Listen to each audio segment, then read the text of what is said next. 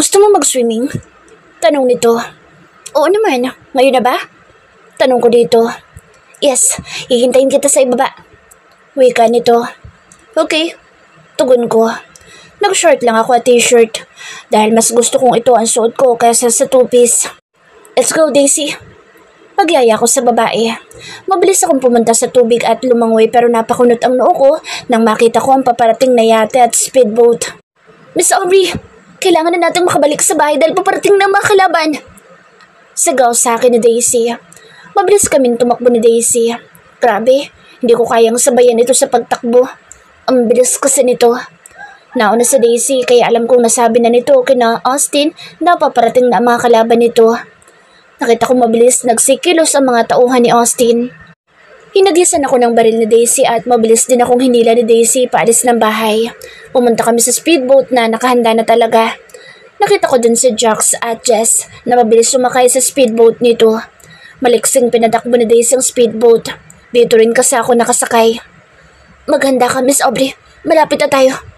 Anas niya sa akin. Ikinasa ko ang hawak kong baril at itinutok sa mga kalaban. Mabilis kong kinalabit ang gatilyo ng baril ko. Nakipagpalitan ako ng putok sa mga kalaban. Maya-maya pa'y nakita ko may naghagis ng granada sa speedboat namin. Kaya naman mabilis kaming tumalon sa dagat at lumayo sa speedboat at narinig ko pa ang pagsabog. Nakita ko ang yate ng kalaban na nakatigil sa di kalayuan. Tumingin sa akin si Daisy at sumenyas ito na doon kami pupunta. Lumangoy kami pa ilalim upang hindi kami makita ng kalaban.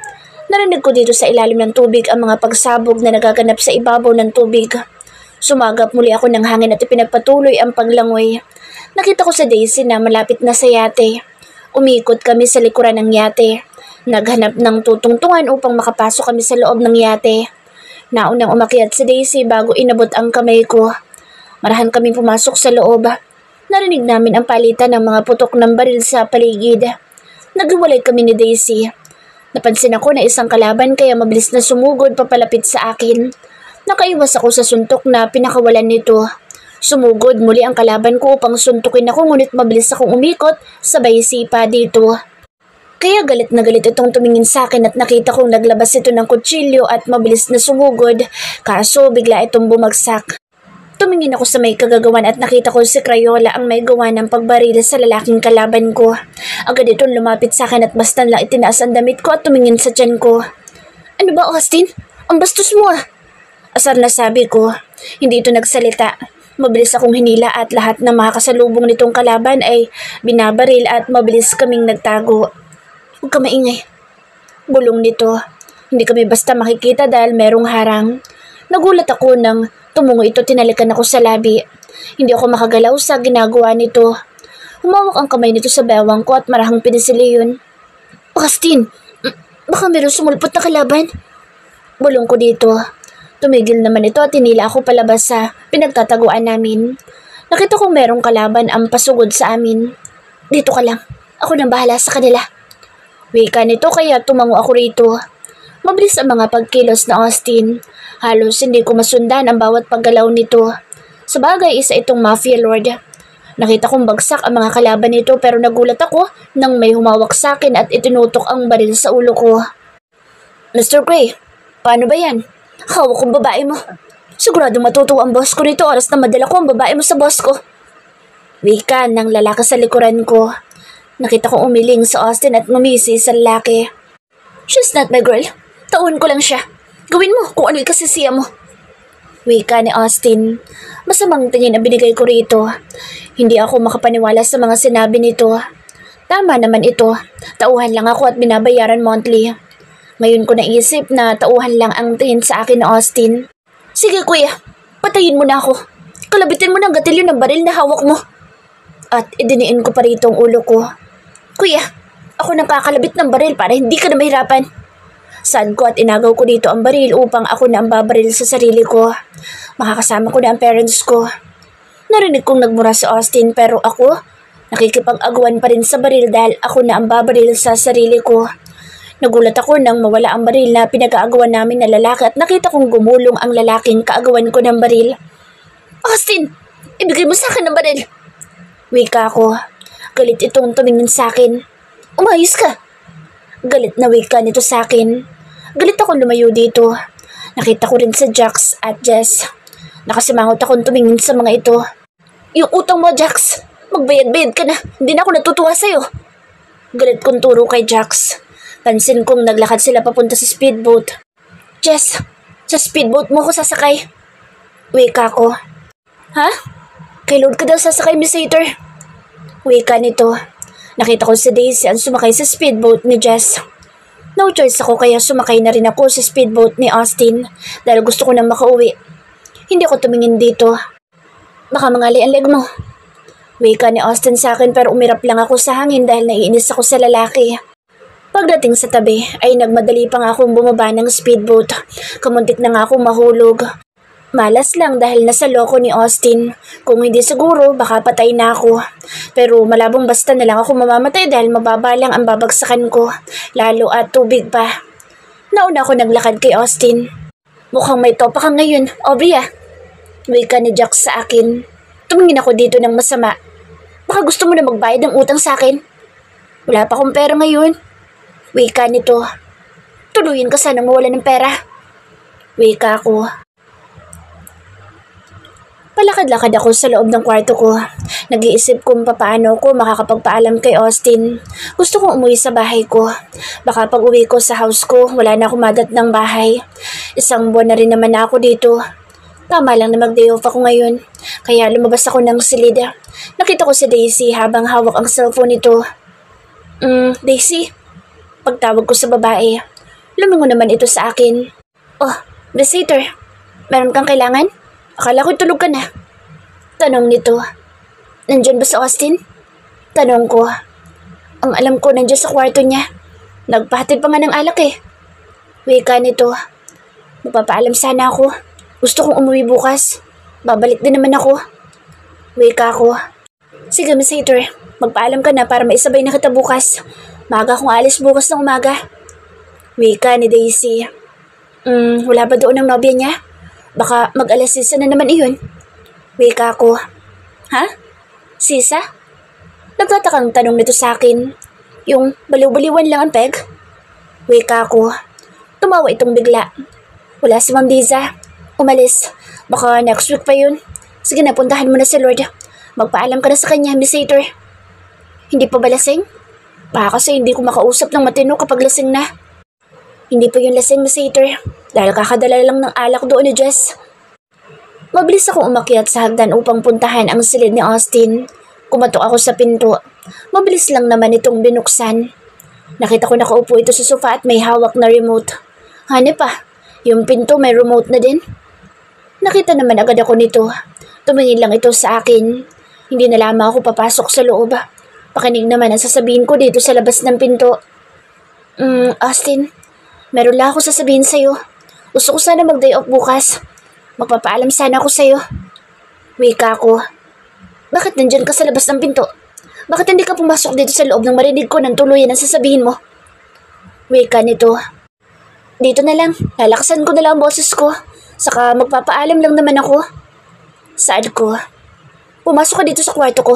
Kung gusto mong payagan kita mag-day off. Wika nito. Nakakainis naman. Pwede namang dito ko nilang sabihin. Alam ko namang naririnig dito sa sabihin ko. Sumarado muli ang pinto nang makapasok na ako sa loob ng silid ni Austin. Umupo ka muna. Wika nito. Umupo ako sa tabi nito. Mabuti at umurong ito ng upo kaya hindi dumikit ang balat namin sa isa't isa. Austin, gusto ko sana umuwi bukas sa bahay ko pero babalik din ako. Ihatid naman ako ni Daisy. Wika ko. Drink first. Wika nito. Huwag na, Austin. Maaga kasang alis namin ni Daisy bukas. Baka maiwan niya ako. Anas ko. Kailangan mo talagang uminom ng alak para makatulog ka agad. Hindi naman ito nakakalasing. Wika ni Austin sa akin. Nag-isip muna ako. Tama nga naman ito. Baka hindi agad ako makatulog. Kailangan ko nga ng alak. Sige, pero isang shot lang ah. Saad ko. Hindi ka malalasing ko isang shot lang. Lalong hindi ka makakatulog noon. Saad nito. Lalabas na lang ako ng silid mo kung alam kong lasing na ako. Wika ko. Nakita kong tumango ito ngunit pansin ko rin na parang nakangisi ito pero hindi ko nalang pinansin iyon. Inabot nito sa akin ng alak. Parang ang dami naman na inilagay mo. Baka malasing agad ako. Reklamo ko. Don't worry, hindi ka basta-basta malalasing. Sagot nito, kaya naman ininom ko ang alak na ibinigay nito. Gumuhit ang pait pero tuloy-tuloy pa rin ang pag-inom ko. Ang pait naman? Reklamo ko kay Austin. Ngumiti lang ito. Sa una lang mapait. Mamaya masasarapan ka din. Wika nito. Bakit parang nangaakit ang boss ni Austin noong sinabi nitong masasarapan ako? Ipinilig ko lang ang ulo ko kung ano-ano kasi ang pumapasok na malaswa. Kinuha kong muli ang iniabot nitong alak. Bakit parang ang dami na nang inilalagay mo? At ang bilis naman. Kakainom ko lang ah. Kokonti lang yan. Tama lang na mabilis ang pag-inom natin para makatulog ka kaagad. Saad niya. Mabilis kong tinungga ang baso na may lamang alak. Tama nga si Austin. Masarap uminom ng alak habang tumatagal. Nakailang shot na ako kaya ramdam kong parang nahihilo na ako pero tumingin ako kay Austin. Hindi man lang nalalasing ang binata. Sinandal ko ang ulo ko sa sofa. Ramdam ko lumapit sa akin si Austin. Lasing ka na? Tanong nito. Nahihilo lang ako. Sabi mo hindi nakakalasing. Reklamo ko. Hindi ka naman lasing. Nahihilo ka lang. Ibig sabihin ay kulang pang inom mong alak. 3 shot pa. Ganun ba yun? Pinaglololoko mo naman ako eh. Wika kong nakapikit na. Hindi kita niloloko. Bulong nito. Naramdaman kong humalik pa ito sa balikat ko. Kinuha kong muli ang binibigay nitong alak at ininom. Tumingin ako kay Austin. Bakit hindi ka nalalasing? Tanong ko. Hindi naman kasi nakakalasing ng alak. Sagot nito. Ha? Bakit ako parang lasing na? Wika ko. Siguro hindi ka lang sanay uminom ng alak. Tumayo ako. Crayola, kailangan ko nang bumalik sa silid ko. Lasing na siguro ako. Baka maiwan pa ako bukas ni Daisy. Wika ko. Aalis ka na? Hindi pa nga natin nauubos itong alak. Hindi ka naman lasing. Nakakatayo ka pa nga oh. Wika ni Crayola sa akin. Hinila akong muli pabalik sa tabi nito. Nahihilo na kaya ako? Ninaya mo siguro ako? Parang hindi ka naman lasing eh. Lumapit muli ito sa akin. Nagulat ako nang halikan nito ang bato ko. Nakatalikod kasi ako dito. Gumapang ang kamay nito papasok sa loob ng damit ko. Pinaharap ako nito at sinakop ang labi ko. Mapusok ang ginagawang paghalik nito sa akin. Itinulak ko ito nang gumapang na ang halik nito sa leeg ko. Austin, kailangan ko nang bumalik sa silid ko. Wika ko. Hindi pwedeng maulit na naman ang nangyari sa amin, lalo at meron na itong nobya. Kahit sabihin na nagugustuhan ko ang ginagawa nito. Mamaya na, hindi pa tayo tapos. Bulong nito.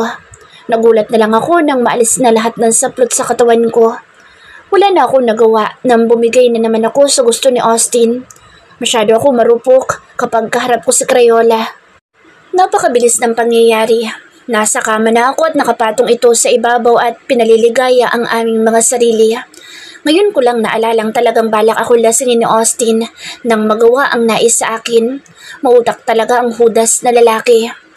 Nagising akong may nakayakap sa akin kaya pala hindi ako makagalaw. Lumingon ako sa kabilang side at nakita ko si Austin na natutulog pa. Tumingin ako sa ilalim ng kumot at nanlaki ang mga mata ko nang makita kong wala akong kahit na anong saplot. Lalong namula ang mukha ko nang nakayakap si Austin sa hubad kong katawan. Kailangan ko makaalis dito. Baka iniwanan na ako ni Daisy. Tumingin ako sa maliit na relo sa table. Maaga pa pala. 2:00 pa lang ng madaling araw. Dahan-dahan kong inalis ang pagkakayakap nito sa hubad kong katawan pero lalong humigpit ang pagkakayakap nito sa akin. Go back to sleep. Maaga pa. Bulong nito sa akin. Nakakunot ang noo ko. Paano nito nalaman na maaga pa? Hindi naman ito tumitingin sa orasan. Dahil nakasiksik ang mukha nito sa leeg ko.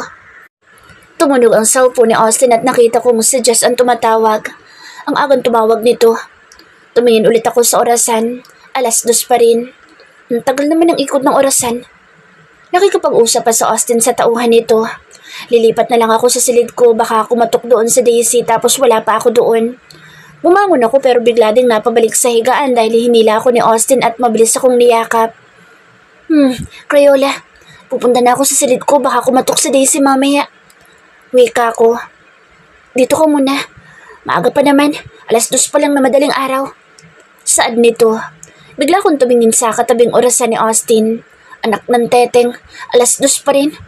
Ang tagal naman mag-umaga. Hindi ba sira yung relo mo? Tanong ko kay Austin. Hindi naman sira yan. Kabibili ko lang ng relo na yan eh. Sagot nito. Bakit 2:00 pa rin? Baka lasing ka pa. Nakita ko ang cellphone nito kaya mabilis ko yung kinuha pero nawala agad sa kamay ko dahil inagaw ni Austin. Cellphone ko ito. Wika nito at mabilis na itinago. Titingnan ko lang naman yung oras. Baka kasi mali yung orasan mo.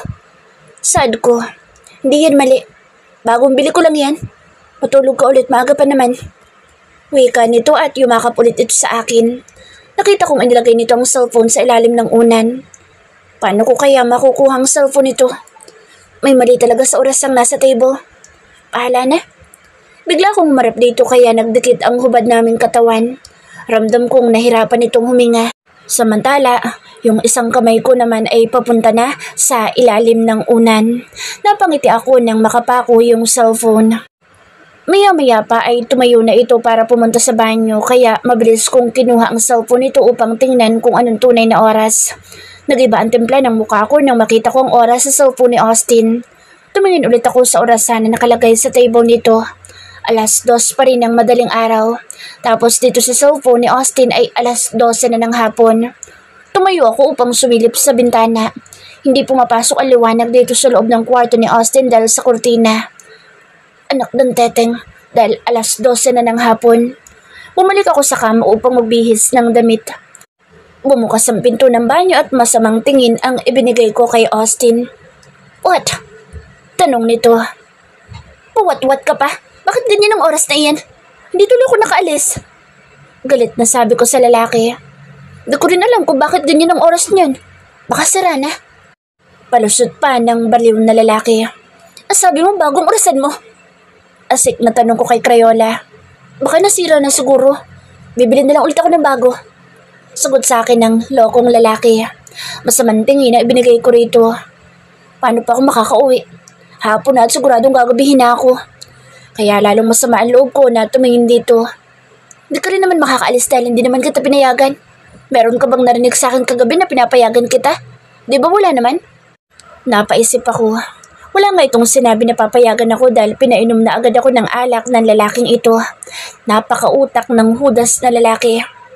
Meron tayong pupuntahan ngayon at sa labas na rin tayo kakain. Wika nito at tumalikod na ito sa akin. Masama ang loob na tumingin ako sa malapad itong likod. Kaya naman nanggigigil na kinuha ko ang suot kong tsinelas at mabilis ko itong binato sa pulito sa likod. What is your problem, hater? Itanong mo sa sarili mo kung bakit nagagalit ako sa'yo. Nakakainis ka. Galit na sigaw ko. Ganun. Bulalas nito. Nakita kong papalapit ito sa akin kaya mabilis kong kinuha ang remote para mabuksan ang pinto at nang mabuksan ko ang pinto ay nagmadali ako lumabas ng silid nito. Mabilis akong pumasok sa loob ng kwartong tinutulugan ko. Maliksa akong naligo. Baka biglang pumasok sa Austin. Short at t-shirt lang ang suot ko. Nagsuklay lang ako ng buhok. Papalabas na ako ng silid nang bumukas ang pinto at pumasok sa Austin. Bakit naka-short ka lang? At kapos pa sa tela. Palitan mo ang short mo, Aubrey. Utos dito sa akin. Diyos ko po, eto na naman ang pakialamerong lalaki. Okay na to. Natamad na ako magpalit ulit. Sagot ko. Tumingin ito sa akin ng masama. Huwag mong hintayin na ako magpalit pa ng short mo, my hater. Banta nito sa akin. Kaya naman nagdadabog akong pumunta sa cabinet at humanap ng maisusuot ko. Nakakainis talaga itong si Crayola. No choice ako kundi magpantalo na lang para walang gulo. Wala naman itong imik na makitang nakapantalo na ako. Lumabit muna ako sa salamin para maglagay ng lipstick. Ilalapat ko pala ang lipstick sa labi ko nang biglang mawala ito sa kamay ko. Nakita kong hawak na ito ni Crayola at ibinato sa basurahan.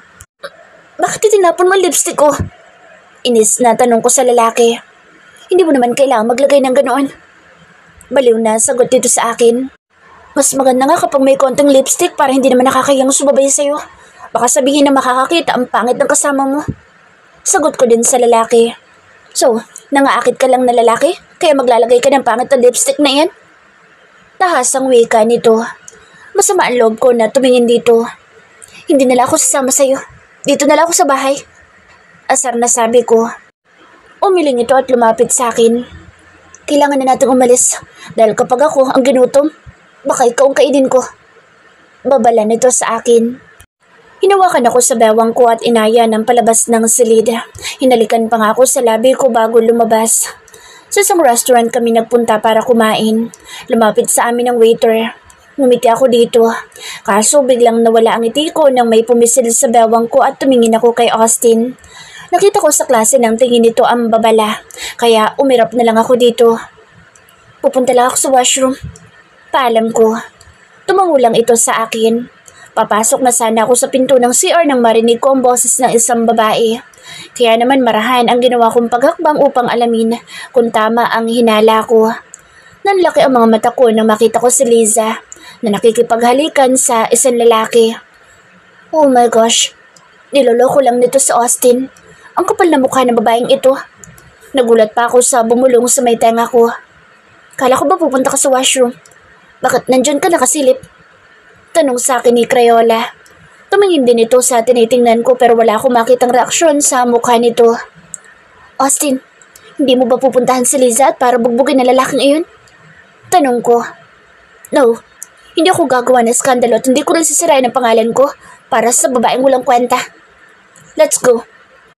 Nagugutom na ako. Kung saan-saan ka pa nagpupunta. Napaghahalataan ka tuloy na tsismosa. Tahasang wika nito sa akin. What?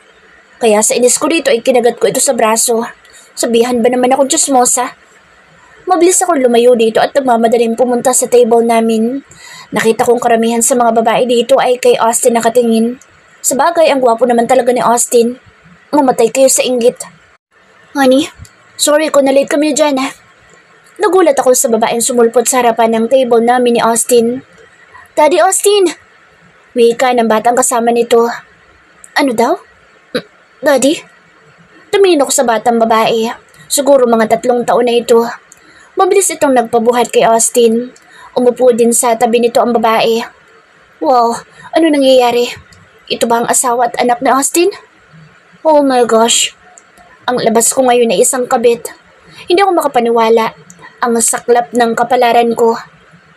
Who is she, honey? Tanong ng asawa ni Austin. Bago kong tauhan. Wika ni Austin. Parang gusto kong magwala ngayon sa nangyayari sa buhay ko. Tama naman sa Austin. Isa lang akong tauhan nito. Daddy Austin, gusto kong mamasyal ngayon. Wika ng bata. Sure, saan mo ba gustong pumunta? Tanong nito sa bata. Hindi ko na narinig ang masayang usapan ng mga ito dahil lumilipad ang utak ko. Let's go. Pagyaya ni Austin. Nakita kong buhat nito ang bata at naglakad na ang mga ito. Hindi na lang kaya ako sumama. Tumayo ako upang sundan sila Austin, kasama ang mag-iina nito. Sa likod ng kotse ako sumakay dahil ang nakaupo sa tabi ni Austin ay ang asawa nito. Bigla tuloy sumakit ang ulo ko. Pumikit ako habang hinihilot ng kamay ko ang noo ko. Nagmulat ako ng mata kasi pakiramdam ko ay merong nakatingin sa akin. Hindi nga ako nagkamali dahil nakita ko sa salamin nakatingin sa akin sa Austin at nakakunot din ang noon nito. Umiwas na lang ako ng tingin dito. Hindi nagtagal ay pumasok kami sa mall dito sa Tagaytay. Masaya silang nag-uusap. At ako, heto si Kabit, panay ang sunod lang sa mga ito. Nakita ko ring panay ang irap sa akin ng asawa ni Austin. Nagtingin ako ng mga damit, baka meron ako magustuhan. Nakita ko ang isang miniskirt. Bagay ito sa akin at sure ako na sexy ako dito. Lumapit sa akin ang isang sales lady at ngumiti. Sure po ako ma'am na bagay sa inyong miniskirt na iyan. Ang sexy mo lalong tingnan dyan. Wika pa nito. Wow, talaga? Nakangiting tanong ko. Yes po ma'am. Meron din po kami mga sexy crop top. Pwede po kayong mamili. Wika nito. Sige, patingin ako. Wika ko. Ipinakita sa akin ang mga sexy crop top. Ang sexy niyo po lalo kapag ganito ang mga suot niyo ma'am. Kaya pumipili ako ng gusto kong bilhin. Nang makita ko sa Austin, papalapit ito sa akin. Nasaan kaya mag-iina nito? Bibilhan ko din sa Faith. Sure ako matutuwa ang kaibigan kong iyon. May gusto ko bang bilhin, Aubrey? Tanong nito na makalapit na ito sa akin. Hindi ko ito pinansin at patuloy lang ako sa pagpili ng miniskirt. Ma'am, ito po, bagay sa'yo. Wika ng sales lady. Nakita ko ang pinakita nitong pencil miniskirt. Sige, kukunin ko yan, miss. Wika ko. No, Hindi mo bibili ng maliit na tela na iyan, Aubrey. Galit na wika ni Austin sa akin. Tumingin ako ng masama kay Austin. Wala kang magagawa kung gusto kong bilhin yan. Hindi naman ako sa'yo hihingi ng pambayad. Asar na sabi ko. Miss, hindi niya bibilhin ang maliit na telang iyan. Mariing wika ni Crayola. Miss, ako sundin mo. Bibilhin ko yan. Kukunin ko ang 5 pencil mini skirt. Huwag mong pansinin yan. Hindi ko yan kilala. Wika ko. Binabalaan kita, Aubrey. Pagbabanta nito. Nakakainis. Bumaling ulit ako sa sales lady. Miss, pakitabi mo na lang ng mga bibilhin ko. Babalikan ko yan kapag wala ng kontrabida sa buhay ko. Wika ko sa sales lady. Iniwan ko sa Austin. Nakita kong meron pa itong sinabi sa sales lady bago sumunod sa akin. Pumasok kami sa isang kainan. Nakita ko ang mag-ina at ang sama ng tingin sa akin ng asawa ni Austin. Parang gusto kong sakalin. Tahimik lang akong kumain. Hindi ko pinansin na masayang pag-uusap ng 3 kaharap ko. Pansin ko lang bakit hindi kahawig ni Austin ang anak nito. Pero mayroong pagkakahawig ang mag-ina. Pagkatapos kumain ay sumunod lang ulit ako sa mga ito. Kasi nga kabit lang naman ako. Diyos ko, ang sama ng role ko sa buhay ni Austin. Napatingin ako sa isang hair salon. Parang gusto ko magpagupit ng buhok. Tumingin ako sa 3. Malayo na ang mga ito sa akin. Nagmamadali akong pumunta sa hair salon. Kaya ko namang umuwi mag-isa. Alam ko ipapasyal pa nila ang bata.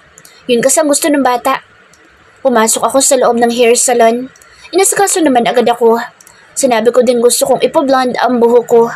Konti lang naman ang binawas sa buhok ko. Light brown ang pinilagay kong kulay.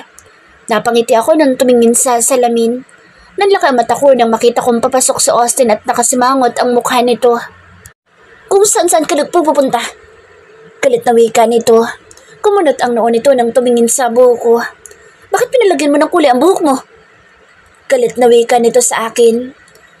Gusto ko lang. Saka bagay naman sa akin ah. Wika ko. Tinanong ko kung magkano ang babayaran ko pero natuwa ako nang sa Austin na nagbayad. Pabor yun sa akin. Tabingin ako kay Austin. Nakasimangot pa rin ang mukha nito. Austin, mauna ka na. Susunod na lang ako. Meron lang akong bibilhin doon. Sabay turo ko sa shop cosmetic beauty products. Mas umasim ang mukha nito nang tumingin sa pupuntahan ko. Anong gagawin mo dyan? Tanong nito. May bibilhin lang ako. Wika ko. Bibili ka ng mga pang-akit sa mga lalaki? Galit na wika nito. Ano daw? Pang-akit? Parang gusto kong suntukin sa Austin ngayon. Walang pupunta dyan. Kailangan na natin umalis. Baka naiinip na ang bata. Wika nito. Austin, mauna ka na. Kaya ko namang umuwi mag-isa. Asar na sabi ko. Lalong nagsalubong ang kilay ni Crayola. Umayos ka, Aubrey. Galit na sabi niya sa akin. Kahit masama ang loob ay sumunod na lang ako dito. Lumabas na kami ng mall at nakita ko naghihintay ang mag-ina sa kotse ni Austin. Tumaas ang kilay ko nang halos magbuga ng apoy ang asawa ni Austin. Dadaanan muna natin ang mga gamit niyo sa hotel. Pansamantala, doon muna kayo magstay sa bahay ko. Habang wala ka pang nakikitang bahay na matitirhan ninyo mag-ina. Wika ni Austin. Nagtaka ako sa sinabi ni Austin. Bakit hindi na lang dalhin ni Austin na mag-ina niya sa bahay nito? Kaya sa naman kung saan-saan ito patitirahin. Baka meron pang dahilan sa Austin. Tumigil kami sa isang hotel at ako lang ang naiwan dito dahil pumunta mga ito sa loob ng hotel upang kunin ang mga gamit ng mag-ina. Lumabas ako ng kotse dahil nakakainip sa loob maghintay. Ang tagal naman kasi nilang lumabas ng hotel. Tumingin ako sa motor na mabilis ang takbo at papalapit sa akin. Hindi ko makita ang mukha nito dahil meron itong suot na helmet. Nagulat ako nang maglabas ito ng baril at itutok sa akin. Anak ng tipaklong. Wala naman akong kaaway. Bakit may gustong pumatay sa akin? Mabilis ako nagtago sa likuran ng kotse. Kaso sadyang mabilis ata ang bala ng baril dahil ramdam ko ang pagtama sa balikat ko. Yumuko ako dahil sunod-sunod ang pagpapaputok na ginawa ng taong iyon at gusto talaga akong tuluyan. Ramdam kong hapdi ng balikat at braso ko sapagkat nadaplisan din ako ng bala sa braso. Narinig ko umalis na ang motor lalo at meron nang nakakita mga tao dito. Hindi ako umalis sa likod ng kotse. Peste, ganito pala kasakit kapag natamaan ng bala ng barila. Nakita ko ang dugong umaagos. Aubrey! Pagtawag sa akin ng Austin, narinig kong binuksan nito ang kotse. Tumayo ako upang magpakita kay Austin. Mabilis itong lumapit sa akin at ipinasok agad ako sa loob ng kotse nito.